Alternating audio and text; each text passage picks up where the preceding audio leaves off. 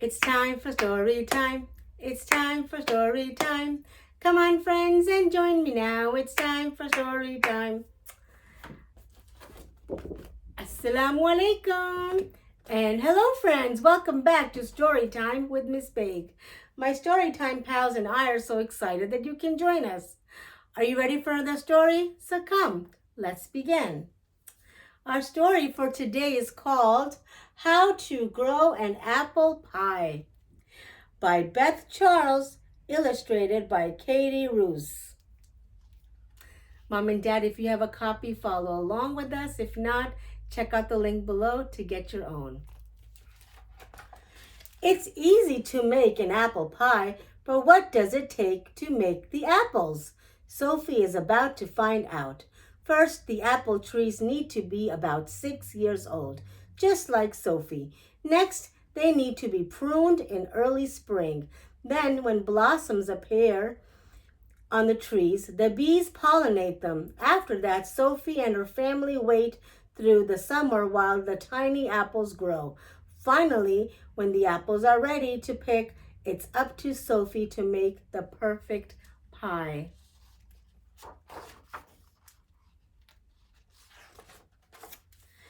The year Sophie was born, her parents planted 6 new apple trees in the orchard, just for her. When you're 6, you can use the apples from these trees to make your own pie, they said.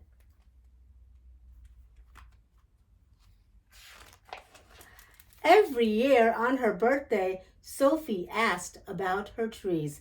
No apples yet, her parents told her. You have to wait, said Mom.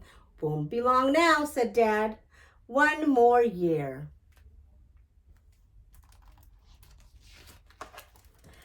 Finally, the day arrived. Today, I'm sick. Finally, the day arrived. Today, I'm 6. Sophie sang on her birthday morning. The trees are old enough, and so am I. Time to get working on my apple pie. First, the trees need pruning, said Dad. Can I help? Sophie pulled on her new work gloves. While Dad trimmed the branches, she made neat piles. How will pruning make my apples grow? Apples need sunshine, said Dad. Wait and you'll see. Sophie waited. While the snow melted, she colored with her favorite red crayon. When the ground thawed, she made mud pies. And when the grass turned green, she practiced cartwheels. Finally, tight green buds began popping out on her trees. She waited some more, and as they slowly turned red, then pink, until one warm spring day, they burst into sweet-smelling white blossoms. Now, will my trees have apples? First, the beekeeper must bring us hives so the bees will pollinate, said Mom. Can I help?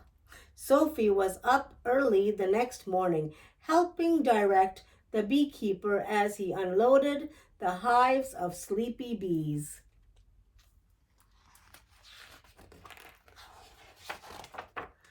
Sophie waited for the bees to wake up and do their job. The day turned cold and windy, and the bees stayed in their hives. Mom said, bees don't like the wind and cold. Raindrops pitter-pattered against the hives, and the bees refused to come out. Bees don't like rain either, said Dad. Sophie sighed, wondering if the bees liked any kind of days.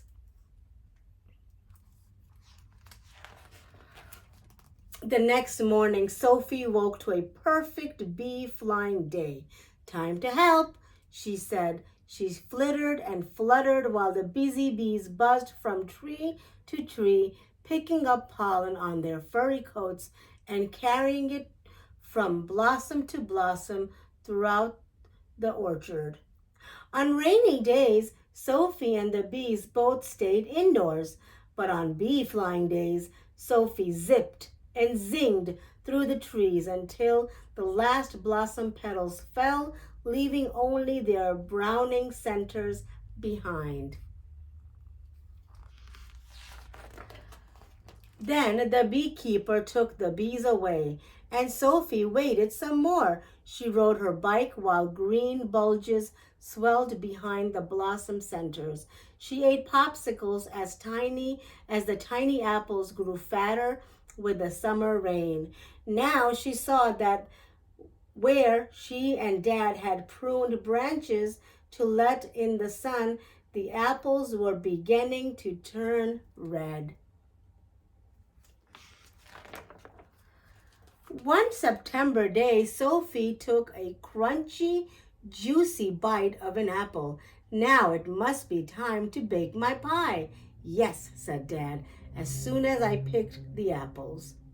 I'm going to help. Sophie ran to get her new picking bucket and ladder. Don't shake the branch or apples will fall, said Dad. Squeezing will bruise the apple and never pull.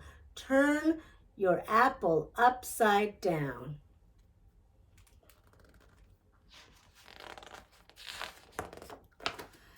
Sophie wasn't sure she could remember all the apple picking rules, but when she turned the bottom of her apple to the sky, it came off without shaking, pulling, or bruising.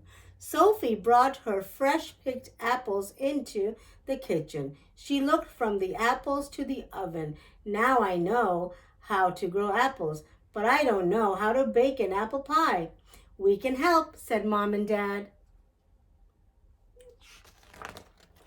Together they peeled and sliced the apples. They measured, mixed, and rolled the pie crust. Sophie filled the crust with apple slices, sprinkled in sugar and spices, and sealed it with a top crust. Then into the oven it went.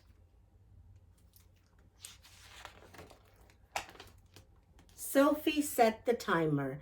Then she sat down to wait and wait. Ding! Apple pie is best when you grow it yourself.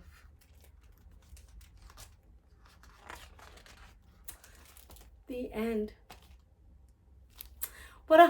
Another heartwarming story about making apple pie. But the procedure first was to grow the apples.